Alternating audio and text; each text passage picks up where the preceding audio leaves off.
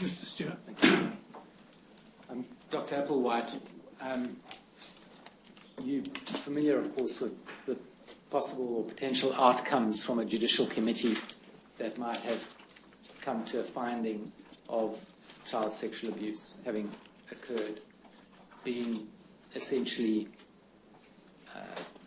a repentance, acceptance of repentance, and therefore removal from position, maybe removal of privileges but staying in the congregation, or disfellowship. Those are the essential outcomes, aren't they? Essentially. Yes. So if someone is in the congregation, is found to have committed sexual abuse, and the judicial committee finds them sufficiently repentant, then they remain in the congregation. Is that right? Yes. And if they are not sufficiently repentant, then they will be disfellowshipped, which means they're out of the congregation. Yes. And the repentance, of course, would come with an acceptance that they had done what they were accused of having done. Yes. Yes. And if the repentant wrongdoer was a wrongdoer in relation to one of his or her own children, they would go back into the family. As far as I understand, yes. Unless there was a report to the authorities. Well, normally the yes. And intervention by the authorities. But insofar as the organisation's own steps are concerned, that would be the ordinary course. Yes. And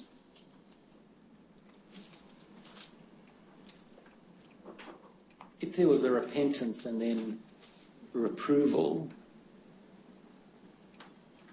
the reasons for the reproval are not published to the congregation. Is that right? Yes.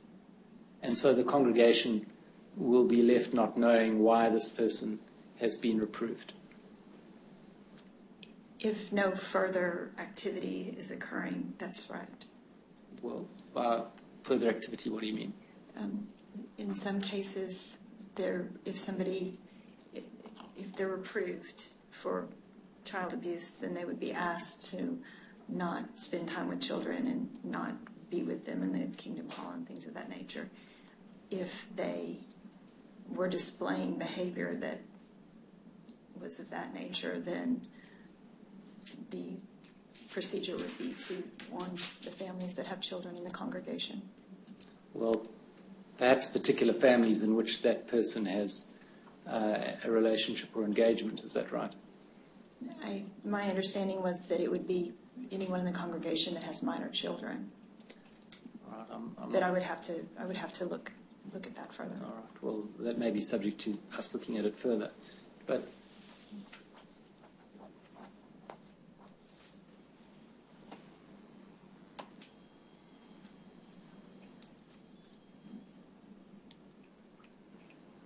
You accept, and I think you've written or spoken on this subject, you accept that a child abuser, child sexual abuser is unlikely to be able to stop abusing. In other words, once a child abuser, there's likely to be reoffending, not so. It's a very complicated question, but once somebody abuses, once their internal mechanisms of control have allowed them to cross that line once, I don't have confidence in those internal mechanisms of control for the future. And so really positive steps need to be taken to ensure that such a person doesn't have access or opportunity. Yes. Would that be right? And that ability to take effective child-safe action, given what we've just been through, it doesn't exist in the Jehovah's Witnesses' current procedures, does it? Well, Yeah, I don't think it's just the current procedures. I don't think that they have the authority to remove a child from a home. Well, that certainly. But if the law would require them to report, then they say they would report, not so. Yes. But in the absence of such a requirement, then they're not likely to report, certainly not required by their documents to report to child protection authorities. Their documents say if there's a law that we are mandated to report, we report. And I find that's true for most religious organizations, that in the absence of a mandated reporter requirement, that they often don't report abuse. Well, that's of course the subject of some other inquiries or case studies within this Royal Commission. Of course, what's required, you agreed earlier, or said earlier, as I understand it, for current best practice, is for an organisation to have a strong and effective relationship with child protection authorities. Yes. And that's absent in this case, isn't it? In the case of the Jehovah's Witnesses. I haven't examined particular cases to know whether they're cooperative with authorities or not. And my read of their statements and the statement of the witness from the legal department is that they're instructed to be cooperative with the authorities. Where the authorities come forward and require them to do so. Not so. I mean, I withdraw that. Let's go back and deal with it at a documentary level. There's nothing that requires or even encourages elders to encourage others to report to the authorities. That's right, isn't it? What's required is that they are clear that it's the personal decision of the individual whether they're going to report or not. Yes. So the word encouraged is not used. I like the word encouraged. That particular word isn't used. What they say is that they should never be discouraged and that they should be clear that it's their right to do so and that nobody's going to criticize them if they go to the authorities. And you will have picked up through your reading of the policies and documents and teachings and so on, something of an antipathy to the secular authorities. It's a difficult relationship that the Jehovah's Witnesses have with the secular authorities. I haven't picked that up. And if that was found to be so, then you would accept, of course, that that element of a strong and constructive relationship is absent. If it was found that they don't have a strong and constructive relationship, would I accept that they don't have? No, if it's found that they have a relationship of antipathy with secular authorities, then that component of the best practice would not be met. I would really have to see what it was that was found before I could say. My read of the documents and the way that the director of the legal department has described the procedures and what the elders are instructed to do sounds to me like he's saying follow the law and cooperate with the authorities. And even in a case where somebody else reported to the authorities to cooperate with them, give them documents as required. So your opinion on that point is based on what he said in his statement? What he said in his statement and also the other documents that say we've never discouraged anyone from reporting to the police. There's no document that says that. We've never. There's a letter to the elders that says for many years we've encouraged we've told the elders to follow the law. Yes. Well, that's a different point, isn't it? So to the extent to which that opinion is based on Mr. Toole's statement as to what takes place, then if those aspects of the statement are not accepted by the Royal Commission, then your opinion would have to be revisited in that respect, wouldn't it? Sure. Because I'd like to suggest to you that the Jehovah's Witnesses policies and procedures with regard to raising and responding to child sexual abuse allegations are significantly deficient of current best practice. Currently? Yes. Do you accept that? That's your opinion? No, but that is the position. It is. My opinion is irrelevant. I'm suggesting to you that it would be right for this commission to come to the conclusion, based on the evidence and on what you've had to say, that the Jehovah's Witnesses' current policies and procedures with regard to raising and responding to child sexual abuse allegations are deficient when measured against current best practice. Okay. So when it comes to what they're doing now, I find that much of what they're doing now is consistent with what I see in other religious organizations. If the question is, does it meet all current best practices? I would say it probably doesn't. There could easily be ways that many religious organizations could raise the bar and meet better practices. Is it right, though, to compare them with other religious organisations, or just what best practice should be, religious, school, or anything else? I find that the practices in different, for example, the practices in social service organizations tend to move along faster because you have more knowledgeable people who are working in the field. And then you have schools that move along faster, and I find that religious organizations, by and large, move more slowly in developing practices that relate to social services, these particular kinds of social services. So to compare them to, for example, a foster care organization, I wouldn't normally do that. I don't know what this commission will do. I don't know about whether comparison's the right way to go anyway. Isn't the object of all of this for us to try and work out and tell all institutions, whatever, this is the practice you should follow, not what the best religious practice is. Right. This is the practice you should follow. I absolutely hope that that's the outcome. I mean, that's what I'm hoping for. And so that if we came here 5 years from now and someone said, what would you point to for the standard of care? I would say, look at the recommendations that came out of the Royal Commission. I mean, that to me is the hope.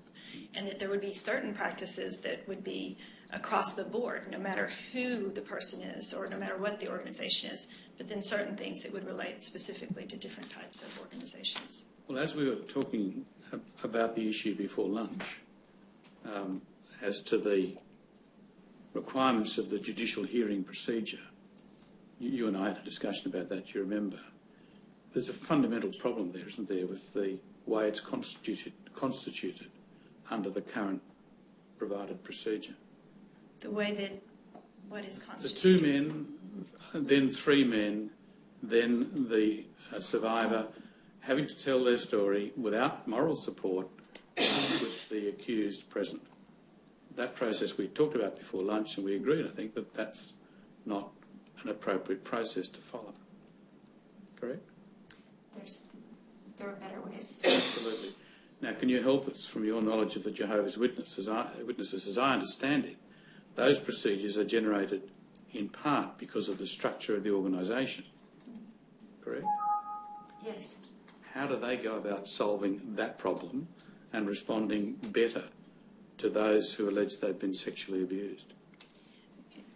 And my understanding is that this practice is happening now, that there will, I'm sure, be other people who can speak to it. But from my perspective, they solve it by allowing a person who wants to come forward to have a support person with them, to speak to an elder.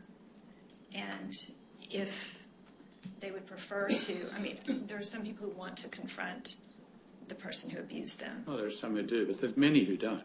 Absolutely. And many don't want to be in the same room as the person who assaulted them. Or the same building. That's right.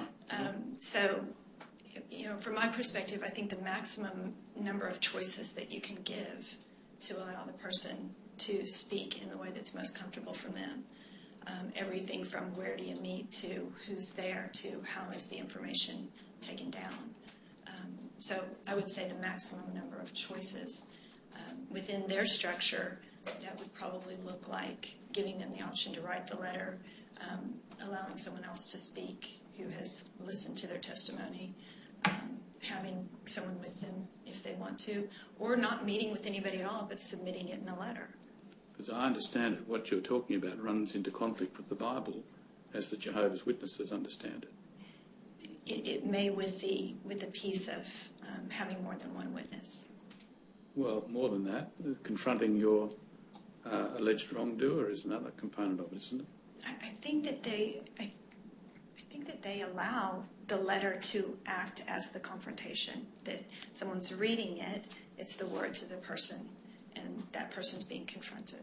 Well, these are things that you think, but you can't give us a document that identifies it, can you? I believe that in the, I'll have to see the statements, but I believe that in the statements that were provided by the director of the legal office and the director of the service desk. Now, how do we overcome the problem that your allegation won't be accepted if there isn't another witness? That's from the internal process. That's a piece that's still going to be problematic for someone who doesn't have another witness. Which is going to be the case for many sexual assault cases, Yes. isn't it? It is. How do we deal with that? That's a tough one. Because for those who've been abused and traumatised, a complaint which they're required to make, which is then not found in their favour, has a potential to further traumatise, doesn't it? It is. It is. I mean, it's by no means an ideal place for someone's psychological well-being to be placed, is it? It's true. I'd like to move on, Dr. Applewhite, to the second issue that you address, or issue 4, as it's termed on page 7 of your report, which concerns information regarding the systems, policies and procedures in place within the church and the society, that's the Watchtower Society, to prevent child sexual abuse within the church. And as I understand the report, your conclusions on that issue are set out in, and therefore your opinions are set out in paragraphs 45 and 46, is that right? Yes. And the facts and assumptions on which you base that are set out in the preceding paragraphs 37 to 44. Yes. And just identifying the opinion in 45, you say, in my opinion, Jehovah's Witnesses were well in advance of other religious organizations in providing educational materials to parents and families. So I understand by your use of the past tense there, you're referring to the period of the 1980s and 1990s. Is that right? That's correct. And because you go on to say the quality of the materials they provided during that period, in other words, the 1980s and 90s, exceeded the standards of care for the time and continue to be more substantial than what many religious organizations offer parents and guardians today. So insofar as the quality of the materials provided by the Jehovah's Witnesses are concerned, you've set out in the preceding paragraphs what you rely on, and that's well understood. But of course, insofar as the standards of care for the time are concerned, in other organizations, that we can't see what you've based that on.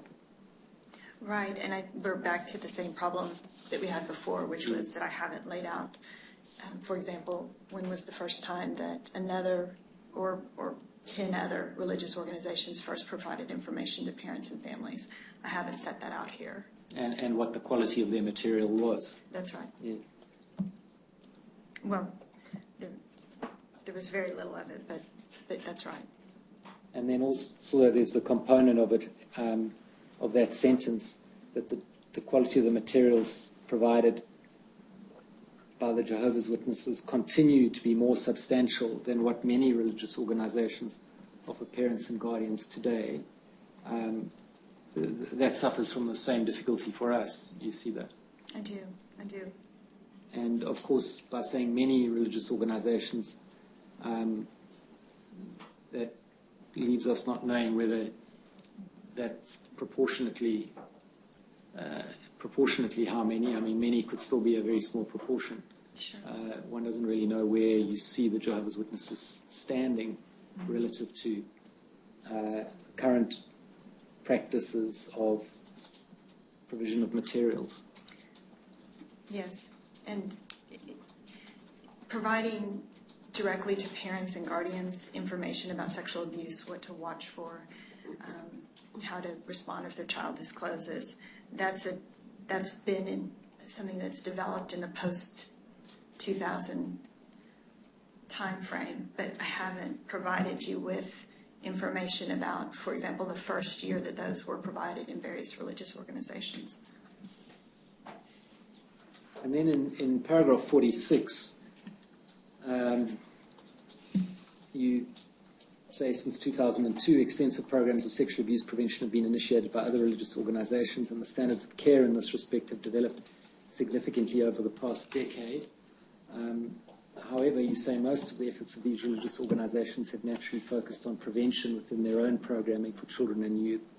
And then you say, which is what I'm really getting to, is in my own experience, I've not found examples in Australia of religious organizations that have provided parents, guardians, and general public with the quality or consistency of information about prevention and response to sexual abuse, or about how to support those who have been abused that Jehovah's Witnesses have provided in their publications. But of course, your experience in Australia is limited to those various Catholic organizations you identified earlier and some other participants of those educative programs. Is that right? When you say some other participants, they would be from religious organizations and social service organizations. Participants in educative programs run by you? Yes, but I've had contact beyond having an educational program where I've asked to review materials. I try to keep up with what are current policies in various religious organizations and other organizations that serve children. So I've asked for those materials and received them and reviewed them. You wouldn't be making the claim that you've kept up with materials that are provided by organizations directly to their members or into families, to parents and families. So what I would ask for is any educational programs that they're using and what those materials would be. And that would include things for their staff, for their volunteers, things for their clergy, things for foster parents, and also parents and children. All right. Specifically, can you identify which organizations? That I've asked for those materials? Asked, received, and reviewed. I can't. I would have to go back to emails and correspondence and things of that nature to identify those organizations. And then you've, well, I'll come to the other opinions in a moment, perhaps. Just on this question of the clarity of the message, and undoubtedly some of these articles do have very clear messages, or to some degree, but there are one or two aspects I'd like to bring to your attention.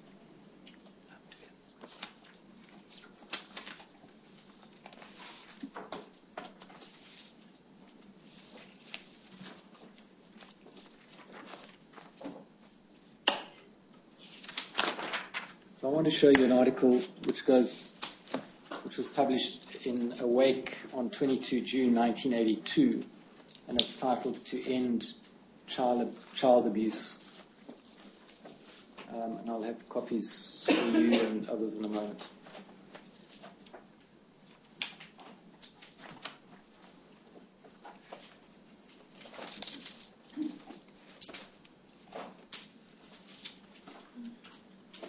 While that's being located, we can look at one of the others, which is in the bundle at tab 82.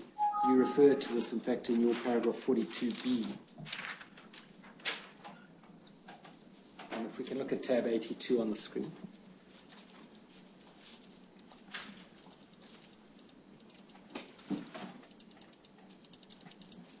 And this is a collection of a number of articles which you identify and refer to, and there's a lot of information provided there. There's just one aspect in particular that I want to ask you about. If we go to page 13, that's the second from the end on ringtail.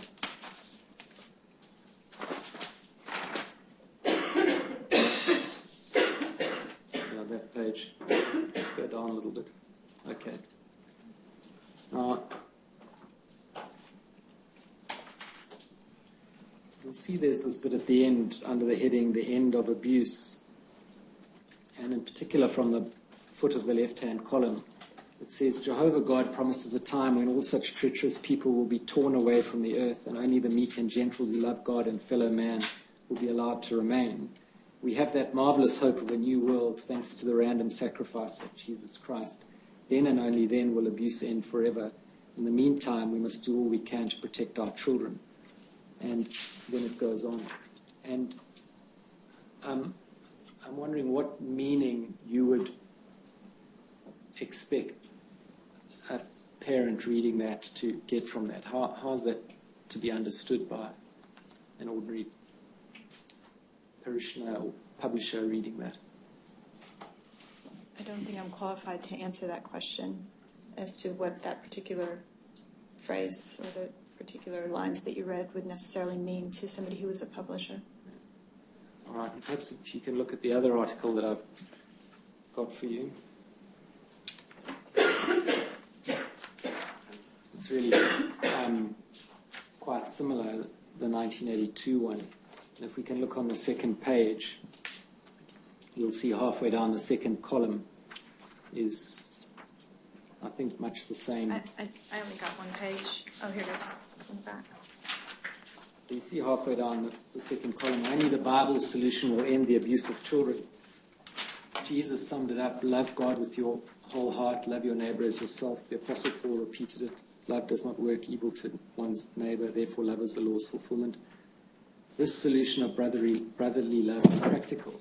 When applied, it works. Too many are hearers of God's word, but not doers of it. Too many say, Lord, Lord, but don't listen to Jesus or do Jehovah's will. In God's due time, all who embrace his kingdom under Christ will become able to keep this law of love perfectly. Then will come fulfillment of Proverbs 2:21 and 22. The upright are the ones that will reside in the earth, and the blameless are the ones that will be left over in it. As regards the wicked, they'll be cut off from the very earth, and as for the treacherous, they'll be torn away from it. This is the only way, the final way, to end child abuse. A parent who may be interested or concerned about child abuse, how do you suppose they would understand that to apply in their lives?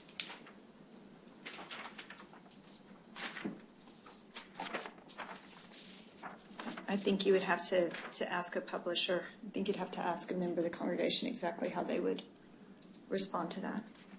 My only suggestion is that while some of the messages are very clear, and I accept that entirely, there are other messages, so it seems to me, and I suggest to you, that are quite unclear. Again, I mean, what's unclear to me as a person who hasn't studied this in this way, I'm not sure that I'm the one to answer it. Now, have you given any consideration to the effect that these articles have in the context of being in amongst a lot of other information and articles being published and given to publishers? Could you be more specific? Have you given any consideration to the effect that these articles have in the context of being amongst a lot of other information and articles that are being made available or published to members of the congregation? In other words, you've looked at the articles and what they say. Have you looked beyond that? What are they being read? How are they being understood in the context of a lot of other information?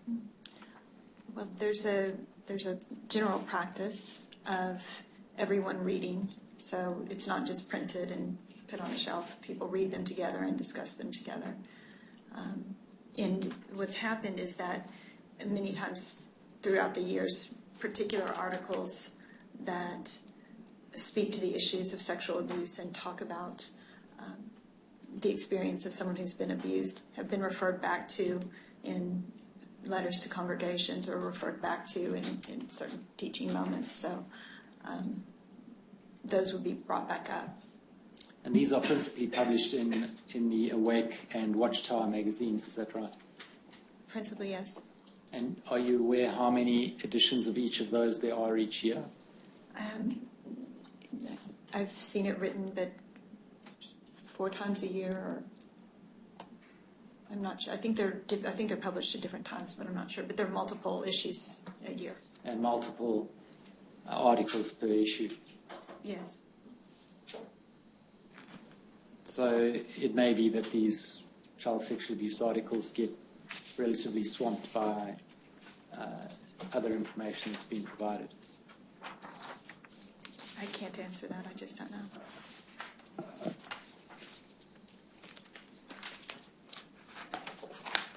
You see in your conclusion at paragraph 49, right at the end, you say Jehovah's Witnesses excel in providing such educational materials to parents and family members, and the substance of their materials concerning child abuse is exceptionally clear and helpful. I suppose what I'm taking exception with is your use of the word exceptionally, and I would suggest that it might be qualified in the way in which I've put to you. Well, so what I would be referring to there is, for example, an article that says, if your child experiences abuse, be sure that you don't just say to them one time, it's not your fault. That you may have to come back and have another conversation with the child and let them know that you really believe that more than once. And when I say exceptional as far as distribution, it would be the infrastructure for getting this kind of material to be read and reviewed by individuals in a congregation of any religious organization. It's just unusual to have the infrastructure available for the printed material to be there and everyone to review it and to have a discussion. And in my experience with parents and voluntary, for example, a school saying we're going to have an educational evening and parents can come and learn about sexual abuse. A lot of preparation can go into that, and an awful lot of people don't show up.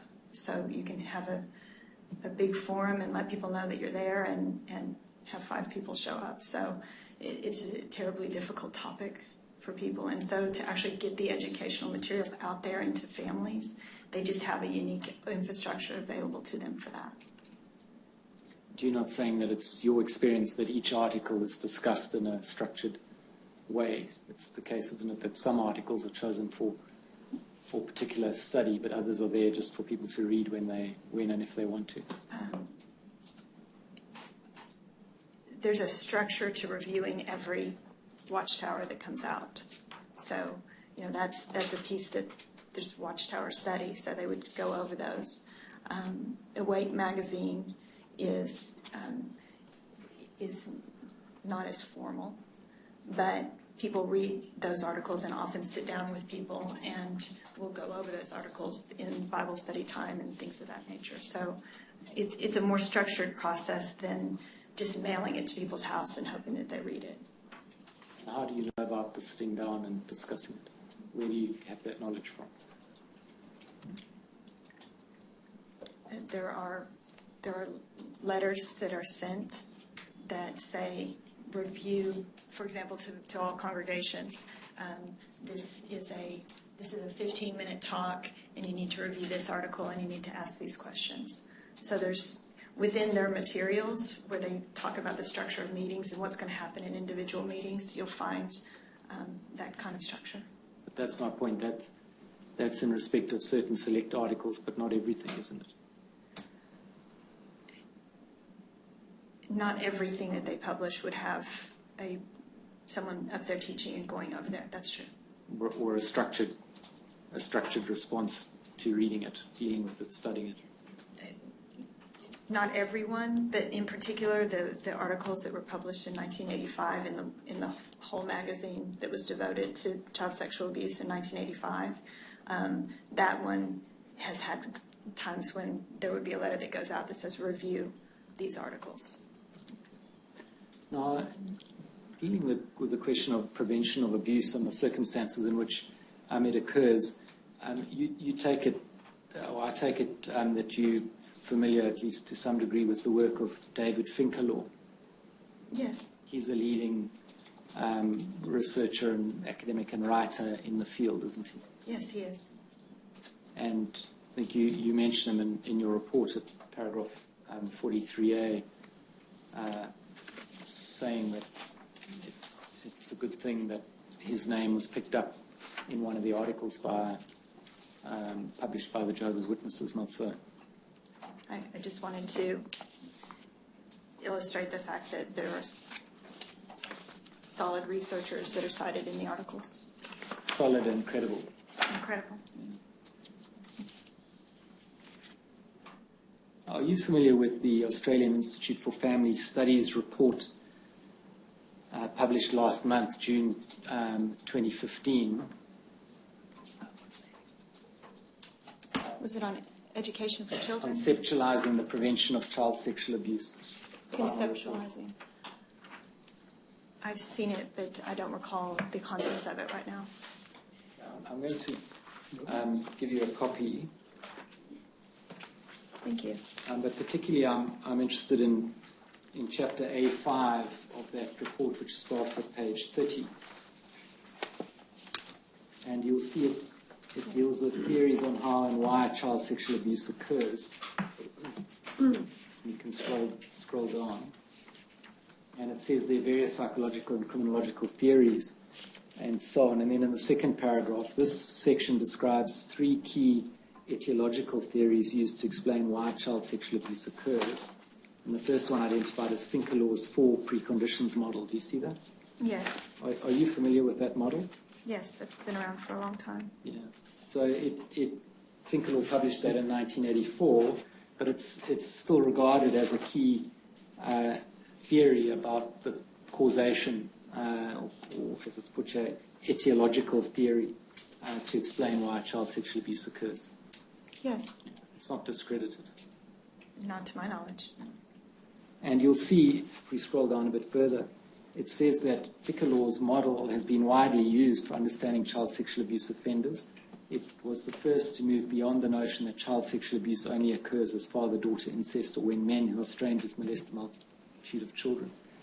And the 4 preconditions are, and he identifies them, or they are identified there in bullet points. Firstly, motivation to sexually abuse. Secondly, overcoming internal inhibitors. Thirdly, overcoming external inhibitors. And finally, overcoming the resistance of the child. And according to this theory, all of those preconditions need to be met in order for child sexual abuse perpetration to be possible and to occur.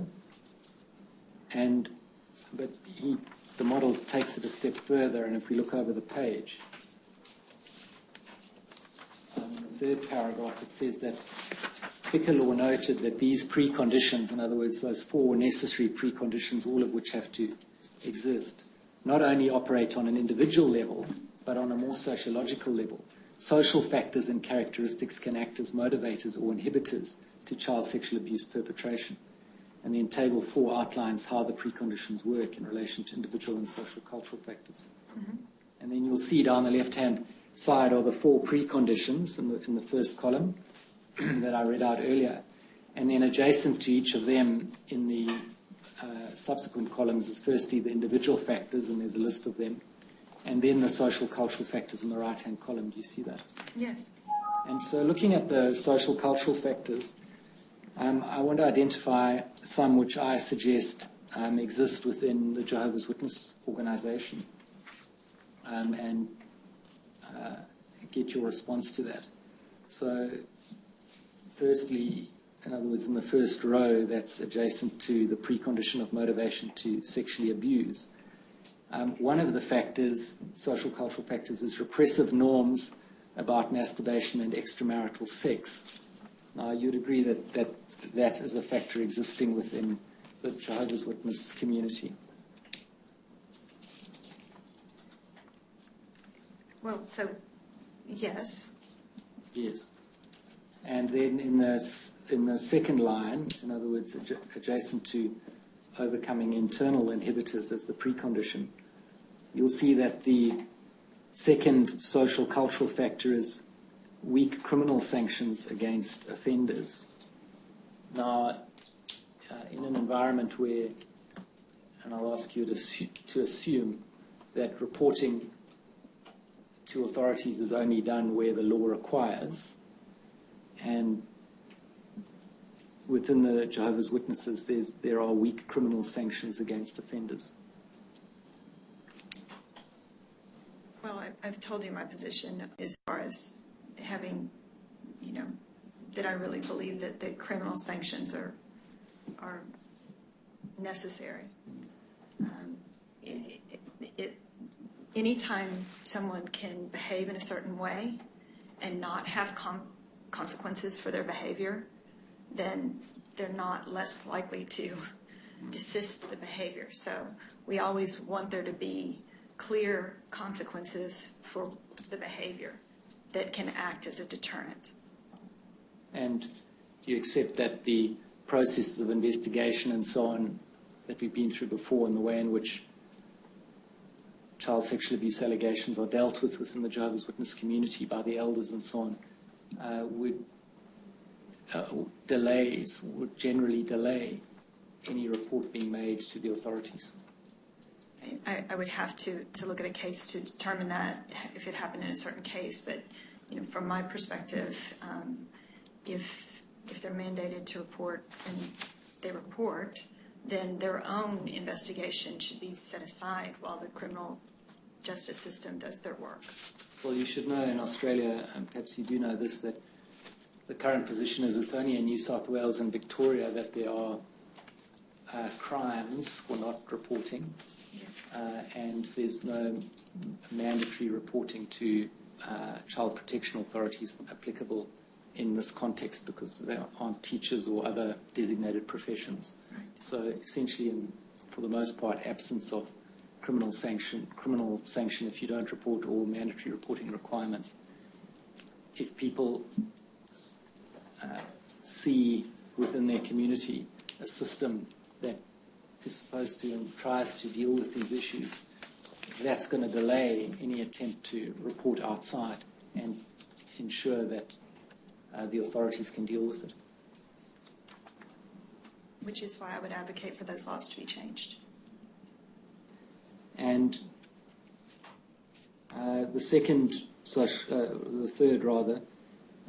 social cultural factor, the one immediately beneath weak criminal sanctions, is ideology of patriarchal prerogatives for fathers. That's, of course, true within the Jehovah's Witnesses, isn't it? I would have to read a little bit more about what they mean by patriarchal prerogatives for fathers, but it's possible.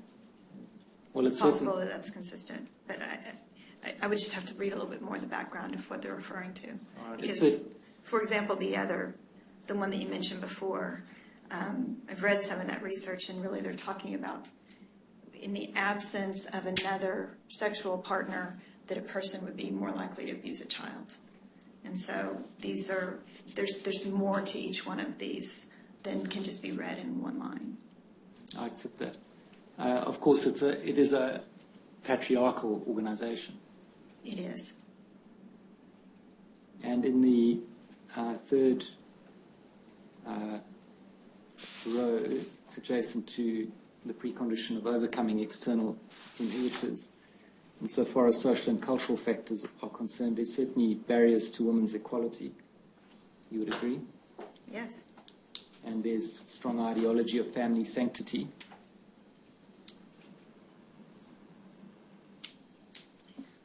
You would agree? Yes, I just don't know I don't know how that relates. So is this, generally speaking, I just haven't come back, but when they are applying the model to these cultural factors, are they generally speaking about incest type offending? No. No, it's not specifically not limited to that, because Finkelor... No, I know Finkelhor wasn't referring to it. I'm talking about this application of it. No, this isn't the application. This is a tabular form of the model. Yeah, I would have to look at that a little bit more, because for organizational type abuse, or abuse that happens in organizations, that particular piece of it, it wouldn't be as related to institutional type abuse. But that would be related to incest type abuse. Yes, yes. But if you've got a situation where what goes on in the family is very much the subject of the church, including the church's disciplinary processes, then and the church has a strong ideology of family sanctity, then this would be regarded as, or you would see this as being met, wouldn't you? According to this, yes. And what about the one immediately above that, erosion of social networks, insofar as instructions about not associating with worldly people are concerned? You might see it that way. And then in the last row, overcoming the resistance of the child, a social cultural factor of social powerlessness of children. Do you accept that within the Jehovah's Witness Church? It's not a factor that I've looked at carefully. I would say that they've been encouraged to talk with their children about sexual matters, and that those lines of communication would probably be a helpful factor. The social powerlessness, I'm just not sure about. Because this model would certainly raise for you some flashing lights about the social cultural environment of the Jehovah's Witness Church insofar as child sexual abuse is concerned, wouldn't it? Tell me what you mean by flashing lights. These factors come together really in a perfect storm for the Jehovah's Witnesses in the risk of child sexual abuse occurring there. I think I would have to look at this more carefully to be able to say that. I just would have to look more carefully. Those are my questions, John. I think we should mark the document to end child abuse. I'll make it 2914. The document conceptualising the prevention of child sexual abuse will be 2915. Doctor, just to finish the discussion that you and I had previously, if a woman brings an allegation that she's been sexually assaulted by a member of the Jehovah's Witness, and she does so because of her strong adherence to the tenets of the church and believes that she has to report, but she doesn't want to go to the authorities. She doesn't want to be involved in a criminal trial.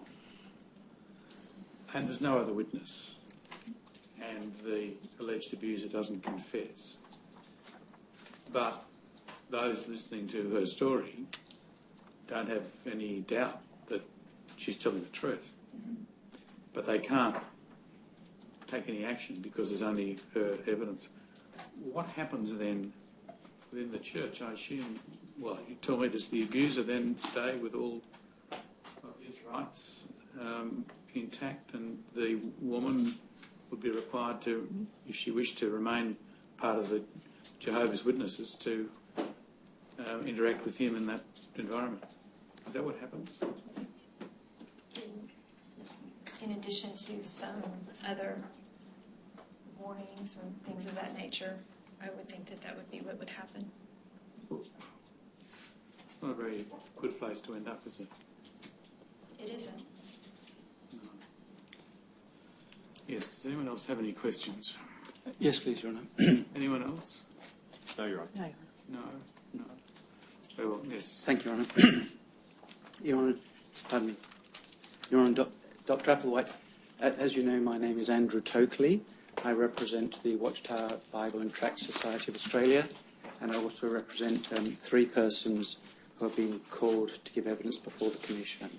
Dr. Applewhite, I wish to ask you some questions about your report. If I may, if you could bring that up, please. Have that before you.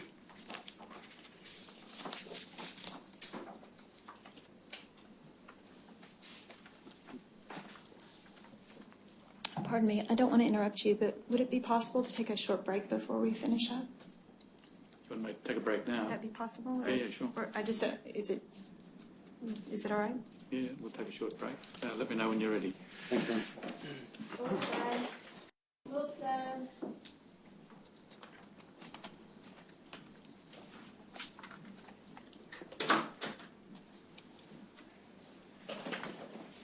Yes, Mr. Tokley. Thank you, Your Honour. Dr. Applewhite, could I please ask you to go to paragraph 2 of your report? Yes. My learned friend, the counsel assisting the Commission, I think, took you to the formal qualifications you have, which include a bachelor's degree in social work, a master's degree, and also a Doctor of Philosophy in Clinical Social Work. But I don't think he mentioned that you have some 22 years of experience in dealing with the matters you refer to there, that is, conducting root cause analysis of such cases. Yes. That's correct. And for the purposes of this report or your statement, you've relied upon your experience of the past 22 years in forming your opinions. That's correct. Sorry, I'm not sure I'm quite understanding. I had thought your recent work was more educational.